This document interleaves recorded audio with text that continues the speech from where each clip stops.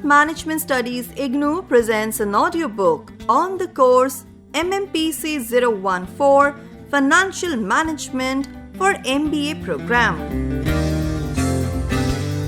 Presenting Block 3 Financial Decisions, Unit 9 Sources of Finance, Part 2.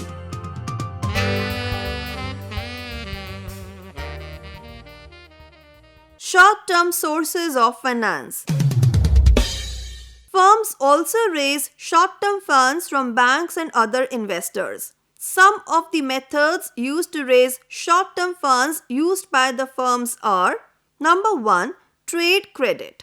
Trade credit is used by companies as a short-term sources of financing. It is a credit facility extended by one trader to another for the purchase of goods and services.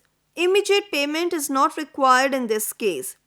The payables constitute a current or short-term liability representing the buyer's obligation to pay a certain amount on a date after the purchase for value of goods or services received.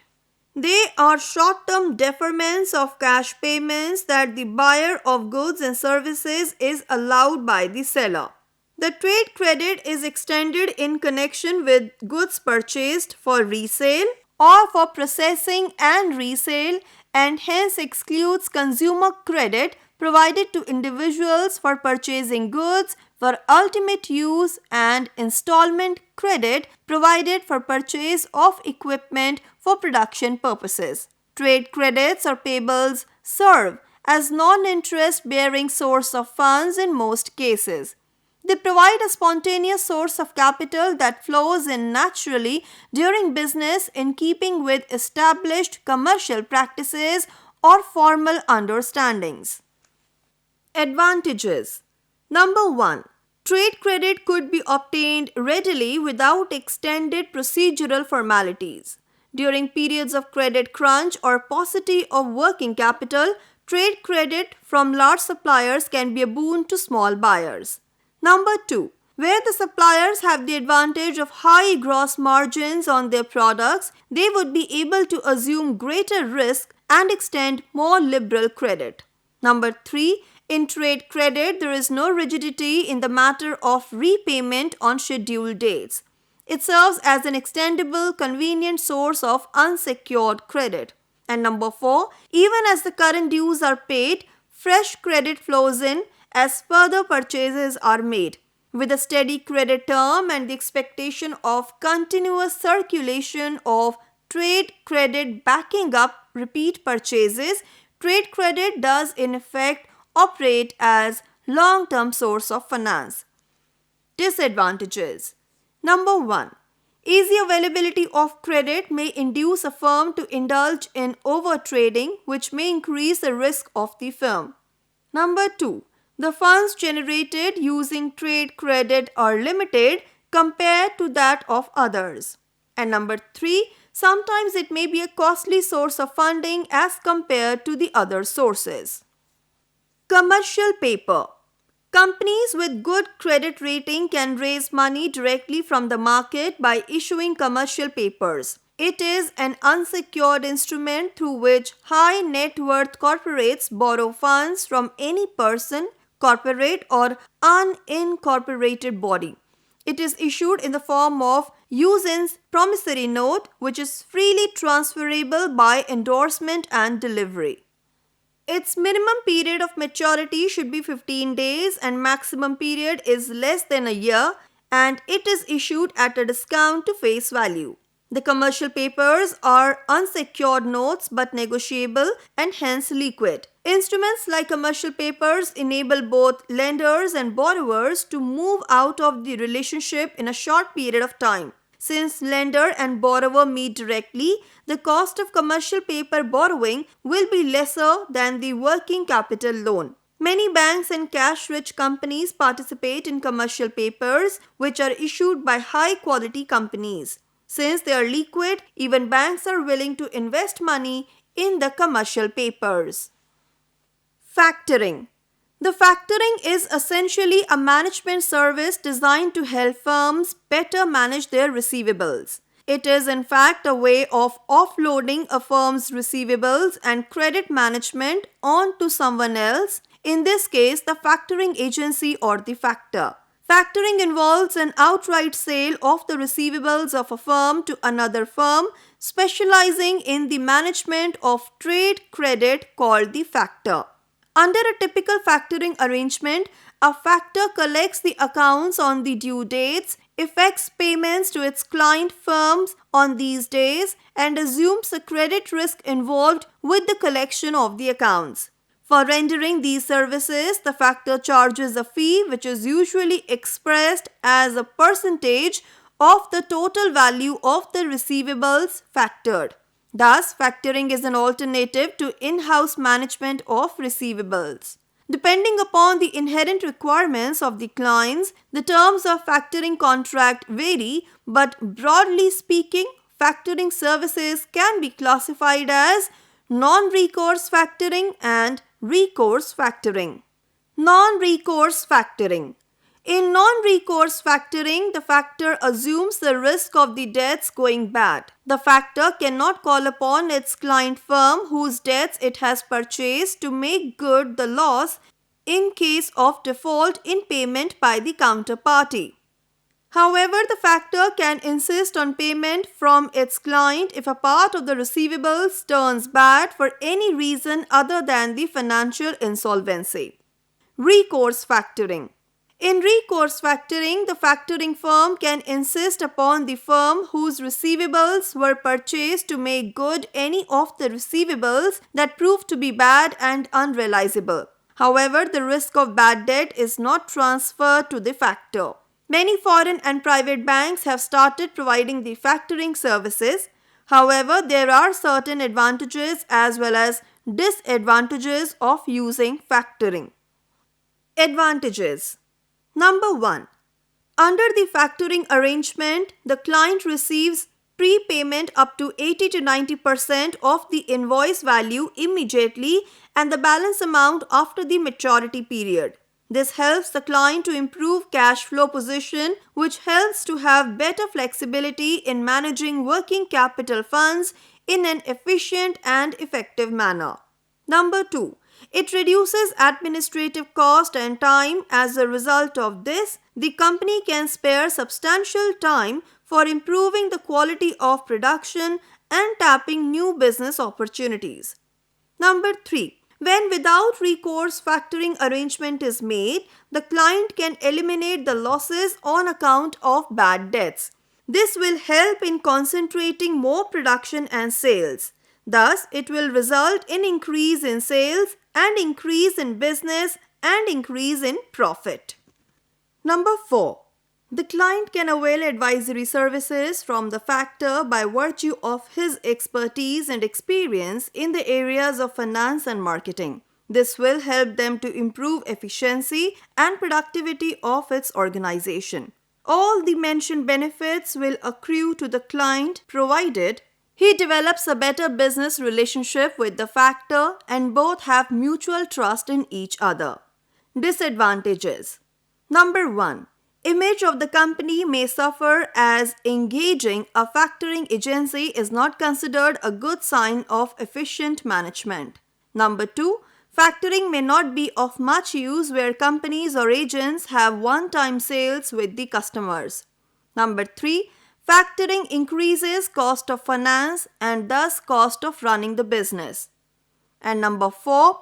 If the client has cheaper means of finance and credit where goods are sold against advance payment, factoring may not be useful. Public deposits.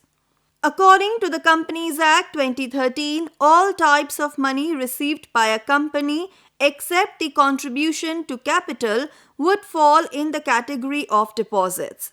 Fixed deposits, which are also known as public deposits, have become attractive for companies as well as investors. For the companies, public deposits are easy form of fund mobilization without mortgaging assets. For the investors, public deposits provide a simple avenue for investment in good and popular companies at a better rate of interest without many formalities as involved in the case of shares and debentures. However, the public deposits being unsecured, the repayment of deposits and regular payment of interest are subjected to a lot of uncertainty. By presenting false information, some companies manage to collect large deposits from the gullible public and fail to honor commitments on payments despite many regulatory provisions as contained in the Companies Act and the Company's Acceptance of Deposits Rules 1975.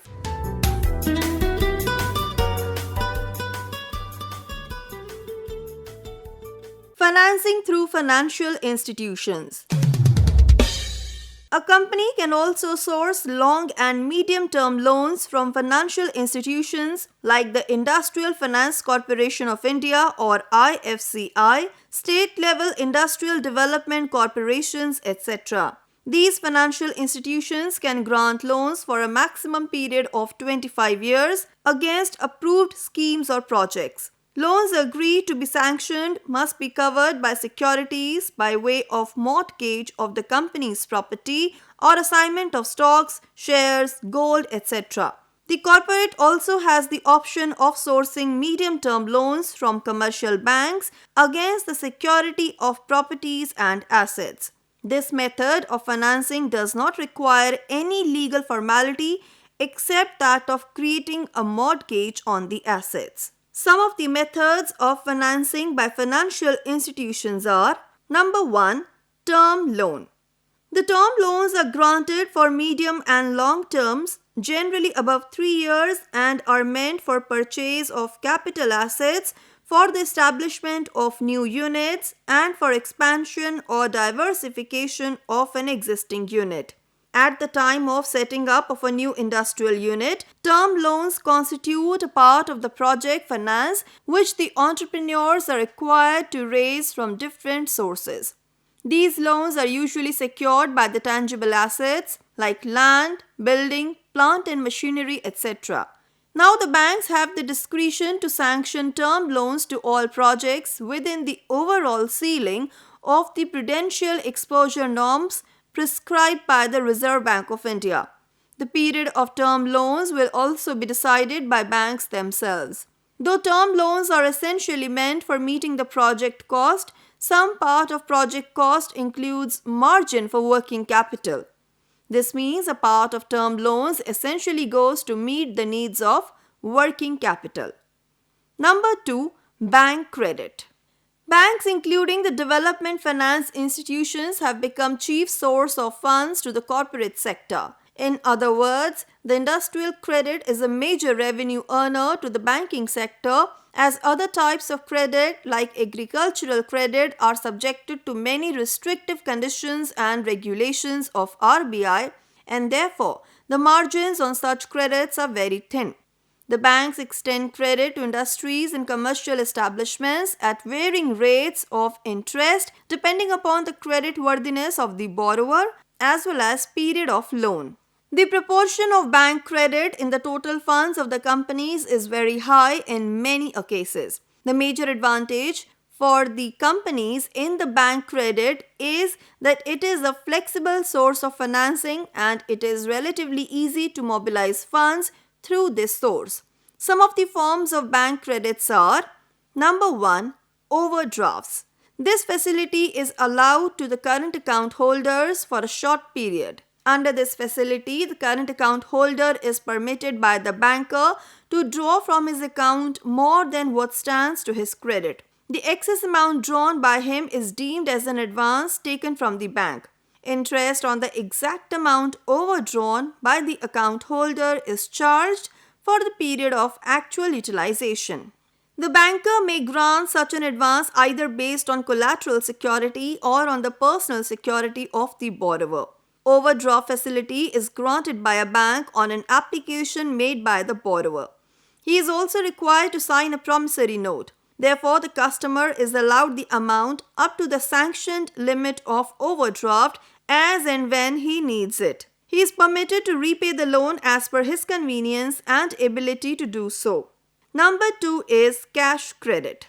Cash credit accounts for the major portion of bank credit in India. The banker prescribes a limit called the cash credit limit, up to which the customer borrower is permitted to borrow against the security of tangible assets or guarantees. After considering various aspects of the working of the borrowing firm, that is production, sales, inventory levels, past utilization of such limit, etc., the banker fixes the cash credit limit. The borrower is required to provide security of tangible assets. A charge is created on the movable assets of the borrower in favor of the banker.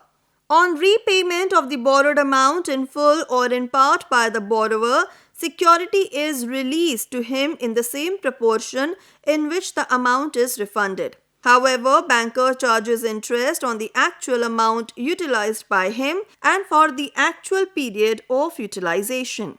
Loans. Loan is a definite amount lent at a time for a specific period and a definite purpose. It is withdrawn by the borrower once and interest is payable for the entire period for which it is granted. It may be repayable in installments or in lump sum. If the borrower needs funds again or wants to renew an existing loan, a fresh proposal is placed before the banker. The banker will make a fresh decision depending upon the availability of cash resources. Even if the full loan amount is not utilized, the borrower has to pay the full interest. Next comes bills discounting.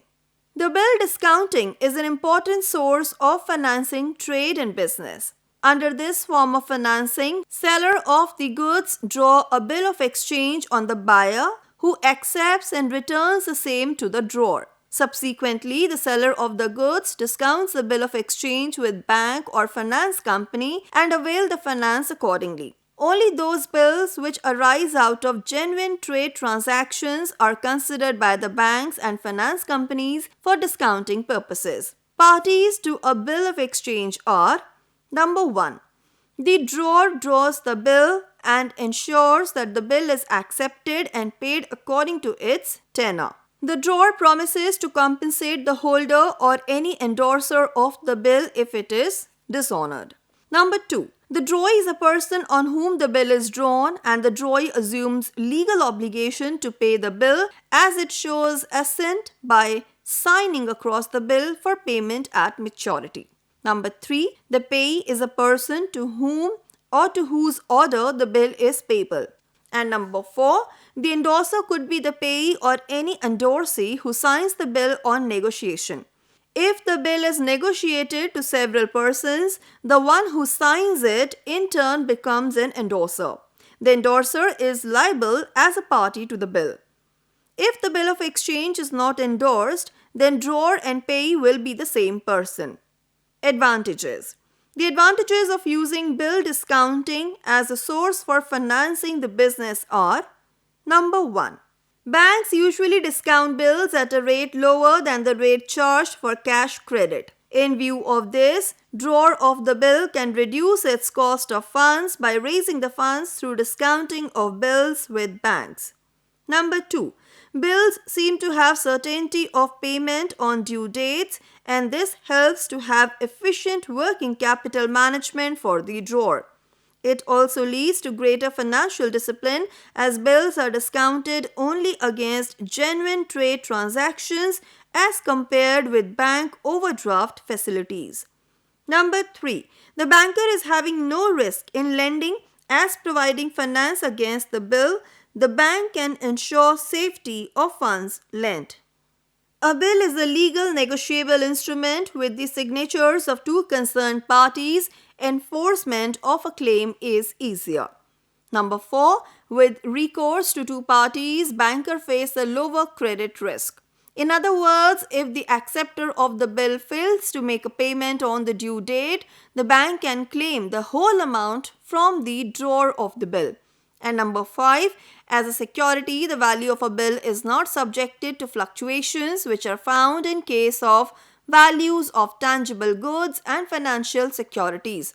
The amount payable on account of a bill is fixed and the acceptor is liable for the whole amount. Disadvantages. Number 1. Financial institutions charge a fee which becomes a cost to the company. Thus, the profit margin of the company may decrease. And number 2, bill discounting does not provide any facility or assistance to recover the unpaid bills. Letter of credit.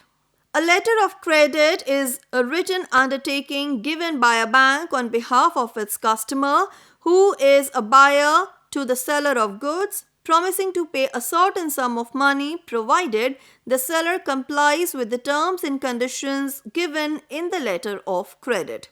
It is generally required when the seller of goods and services deals with unknown parties or otherwise feels the necessity to safeguard his interest. The banker issuing the letter of credit commits to make payment of the amount mentioned therein to the seller of the goods, provided the latter supplies the specified goods within the specified period and comply with other terms and conditions. Thus, by issuing letter of credit on behalf of their customers, banks help them in buying goods on credit from sellers who are quite unknown to them. The banker issuing letter of credit undertakes an unconditional obligation upon himself and charge a fee for the same. The letter of credits may be revocable or irrevocable. In the latter case, the undertaking given by the banker cannot be revoked or withdrawn.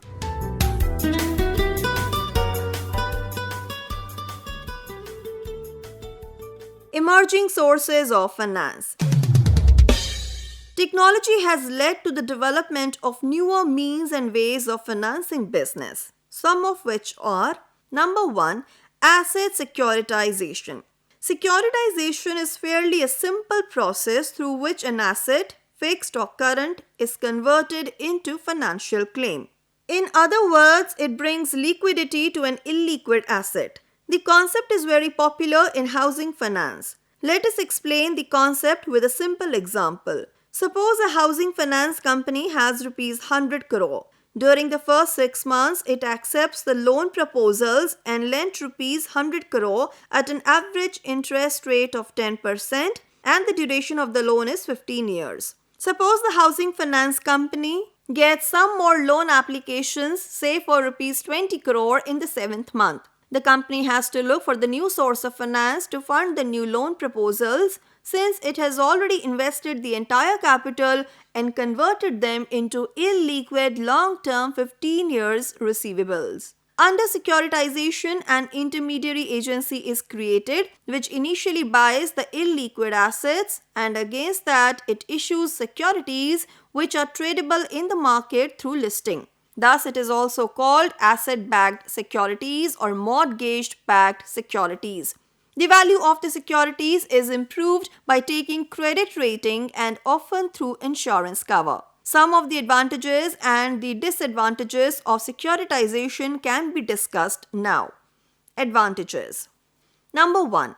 Securitization improves operating cycle of the capital in the sense that housing finance company can recycle the capital several times and finance more houses without borrowing on its book. Number 2.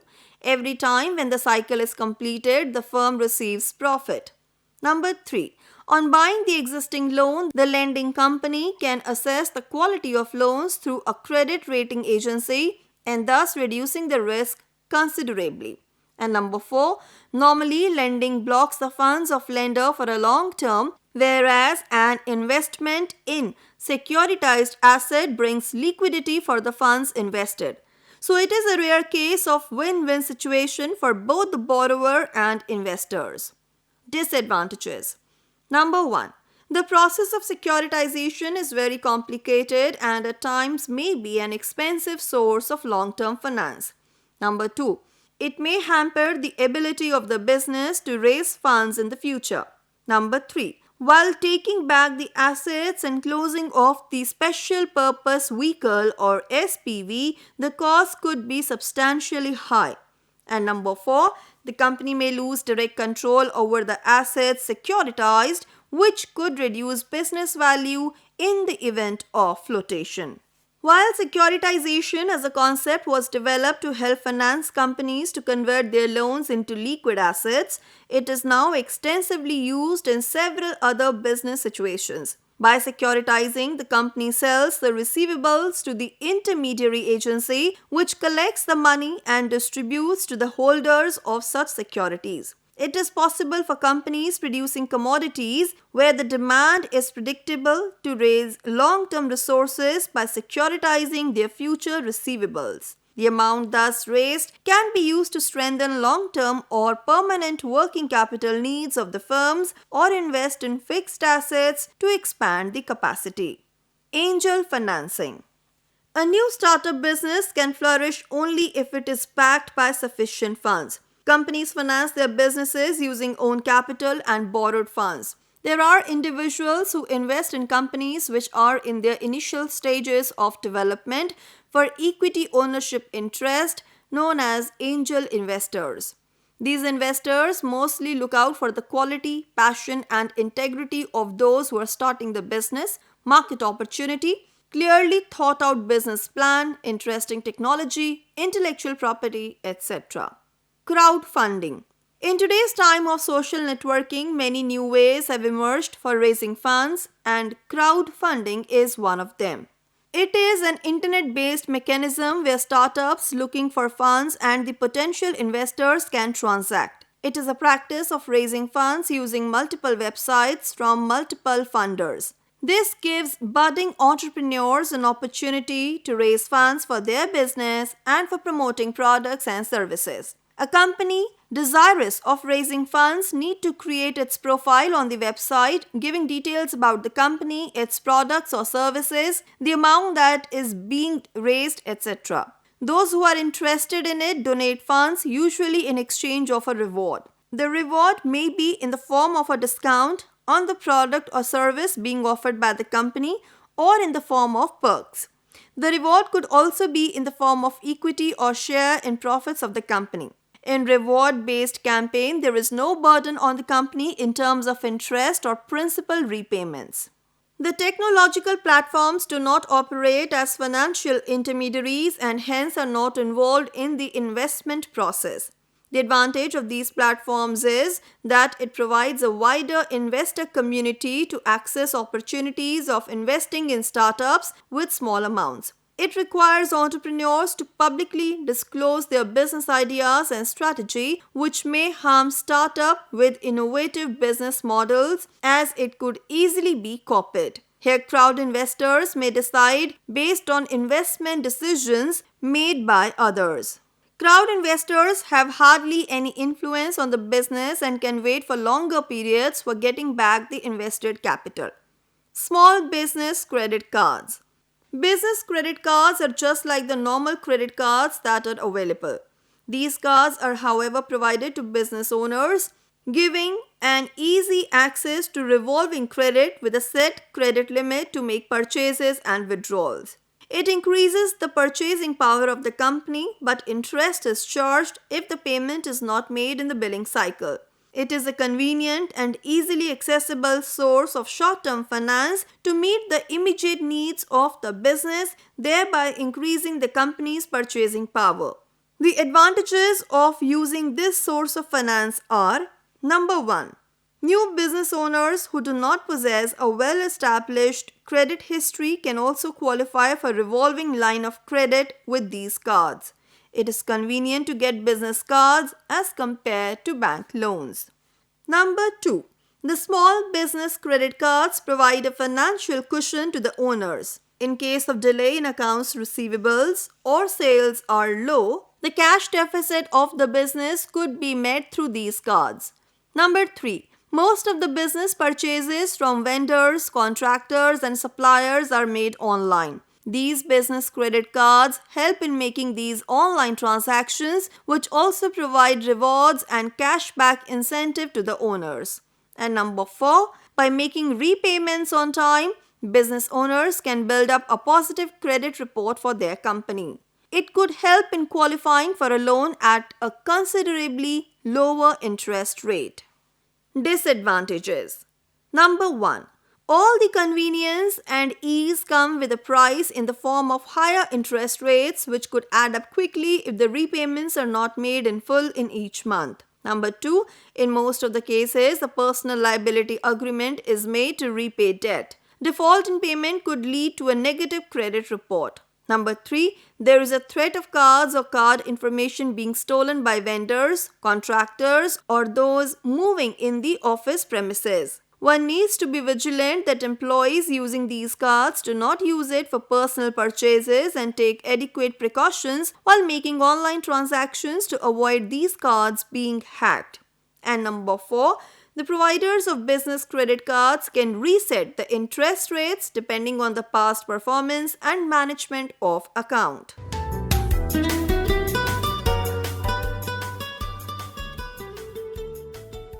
Now let's summarize the unit. In this unit, the different sources of funds which can be used by the firms for various requirements of the businesses are discussed. These sources are usually classified in different categories based on time, ownership, and sources of their generation. The advantages and disadvantages of various sources of funds have also been discussed. Capital market plays a very important role in the mobilization of funds for investment. The capital market has experienced metamorphic changes over the last few years. The competition in the market has become so intense, necessitating the introduction of several kinds of securities. The corporates in India mostly raise their funds through capital market by issuing equity shares, preference shares, debentures, bonds, and secured premium notes. As discussed in the unit, venture capital is more suitable for high-risk projects where venture capitalist is willing to put equity and assumes risk provided the project has a score for high return. The commercial paper, factoring, bill discounting, etc., along with the prominent emerging sources through which firms can raise funds have also been covered elaborately. Each method has got its own distinctive features, and depending upon the market conditions and financing strategies, the company may adopt different methods of financing the business.